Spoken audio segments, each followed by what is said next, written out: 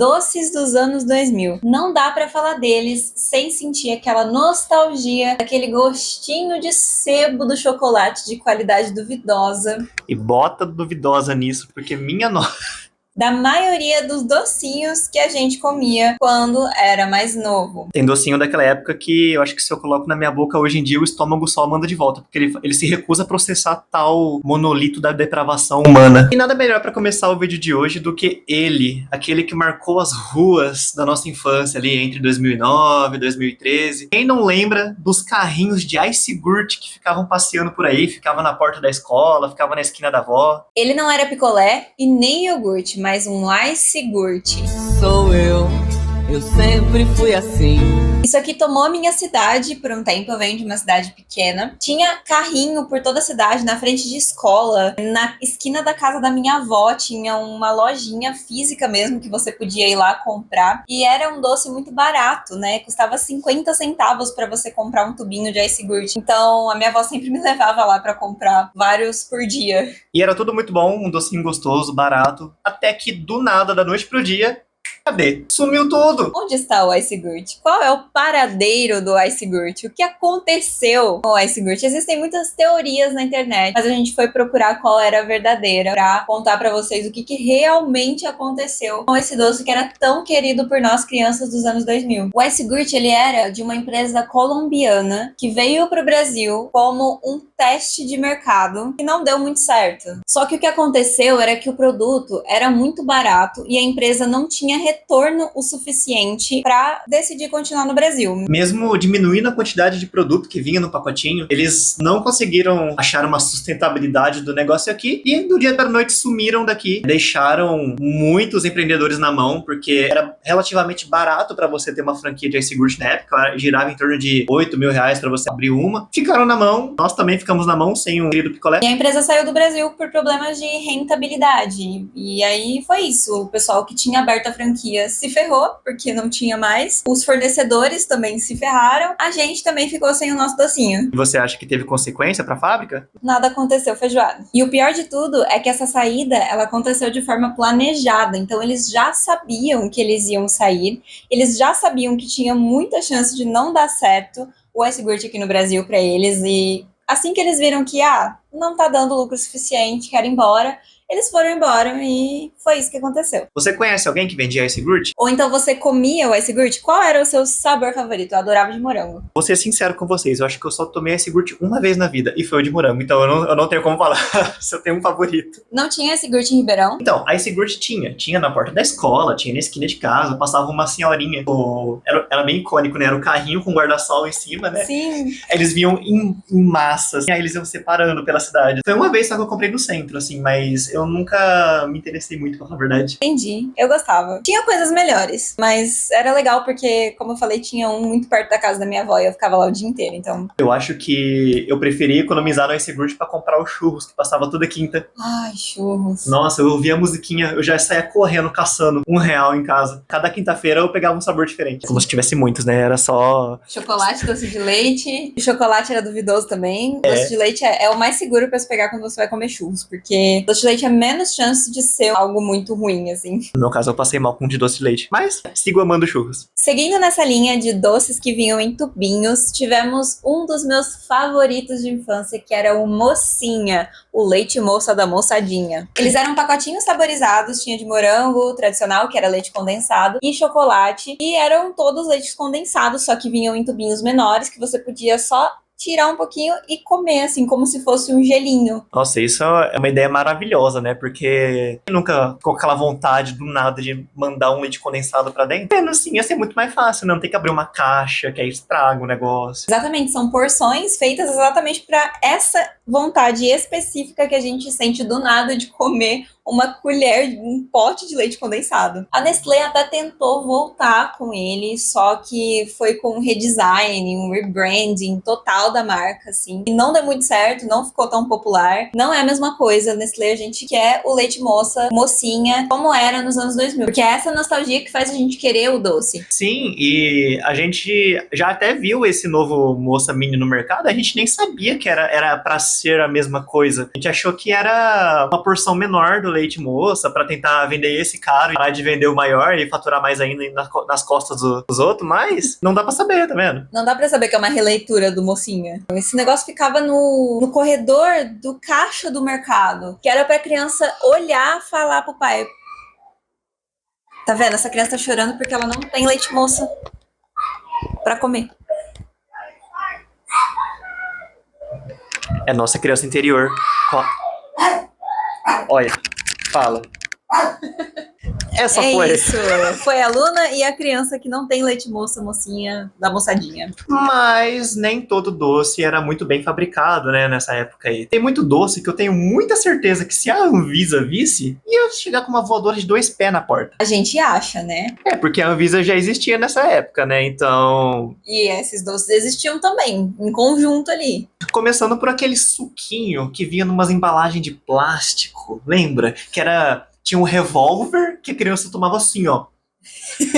Quem teve essa ideia? Tinha o carrinho, que eu gostava do carrinho. Tinha que era um rádio. Eu gostava da uva. Tinha Da um que uva? era um cachinho de uva. Que aí ele tinha o cabinho e você bebia o suco pelo cabinho. Eu achava muito legal, porque o suco era roxo, né? Ou vermelho, e aí parecia uma uva mesmo. Só que na hora que você colocava na boca, o gosto era puro açúcar com água e corante. De suco, aquilo ali não tinha nem 0,1%. Eu gostava do carrinho. Só que o carrinho aqui em Ribeirão, quando eu comprava numa quitanda, vinha com suco de morango. Só que é a mesma Sim. coisa. Você tomava, você ficava com mais sede depois. E eu tenho a impressão que aqueles pirulitos, os push pops que existiam, eles eram uma versão desse suco, só que em pirulito. A fabricação devia ser a mesma, sabe? Eu não duvido que vinha da mesma fábrica, porque o gosto era praticamente igual. Puro açúcar e corante, e era isso.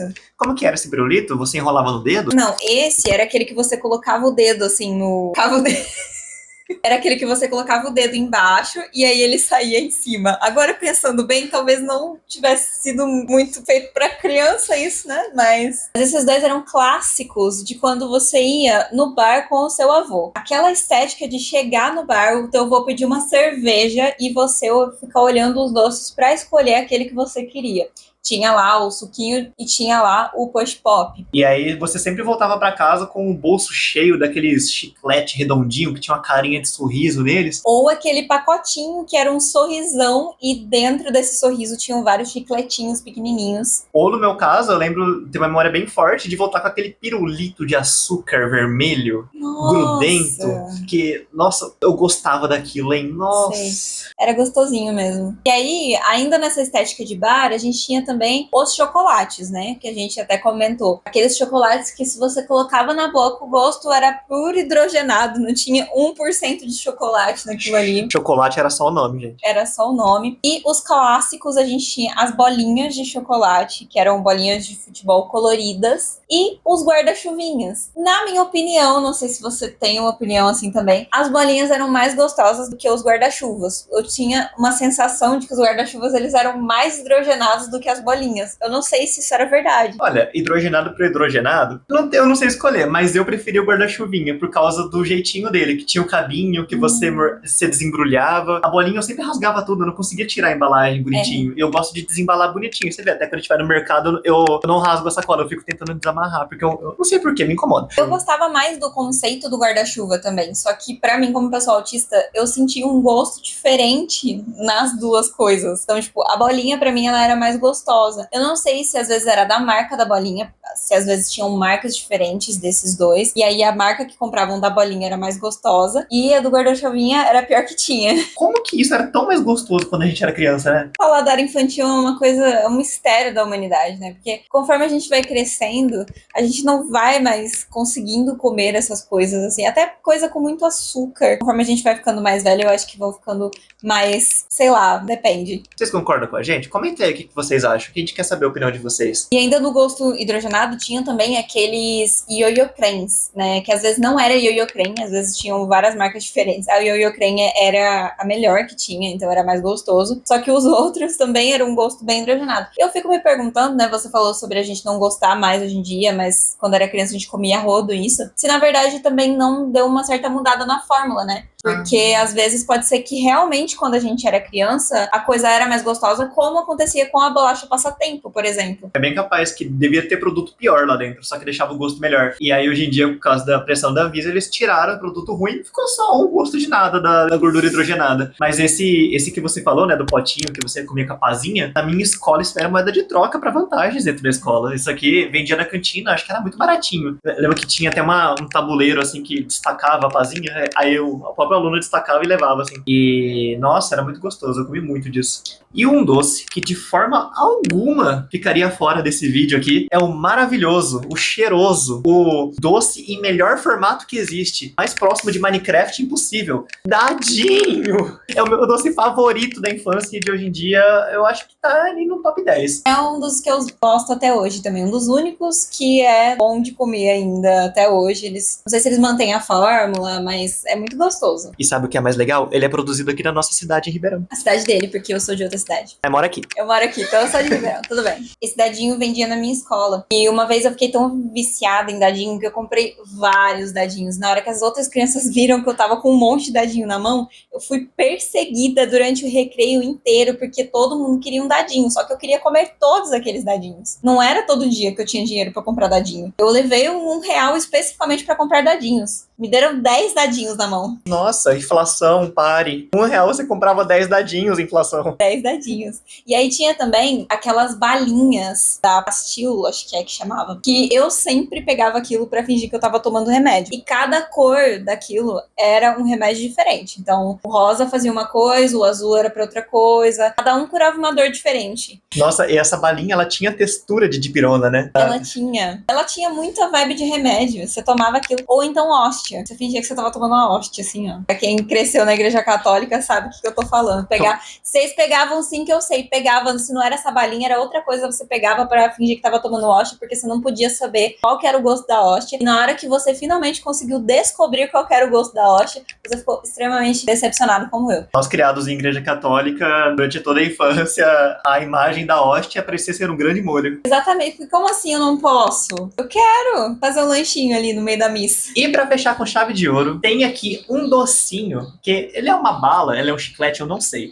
Mas eu lembro que o motorista da van que levava as crianças, incluindo eu, pra escola e trazia, toda sexta-feira era dia do docinho. Então ele preparava uns pacotinhos de doce e distribuía pras crianças. As crianças gostavam, tudo era um grande evento da semana. E sempre tinha essa balinha, que é a balinha bolete. Eu conheço ela como a balinha pode colar as suas tripas. Porque lembra quando a mãe falava, não engole chiclete, porque vai colar a tripa, não pode engolir chiclete, cospe e joga fora. Essa balinha, no final dela tinha um chiclete, então você tinha que tomar muito cuidado pra não engolir esse chiclete junto com a bala sem querer. E aí, trauma, né, gente? Trauma. Uma vez, claro que eu já engoli, o chiclete era minúsculo, e aí eu fiquei o dia inteiro achando que eu ia parar no hospital pra ter que fazer uma cirurgia pra tirar um chiclete do meu estômago. Quem nunca? Da mesma família, engolir o chiclete dessa bala e engolir a semente da melancia. Se você curtiu esse vídeo e quer ver mais vídeos desse tema, quem sabe uma parte 2, porque tem muito doce ainda pra gente falar sobre por aqui. Se inscreve no canal, a gente tem mais um vídeo aqui também sobre os anos 2000, só que dessa vez é sobre brinquedos. Vou deixar aqui em cima nos cards pra vocês verem. Tem clássicos como a fábrica de sorvete da Eliana, que eu, por exemplo, não sabia fazer sorvete, descobri só fazendo esse vídeo. Geloucos.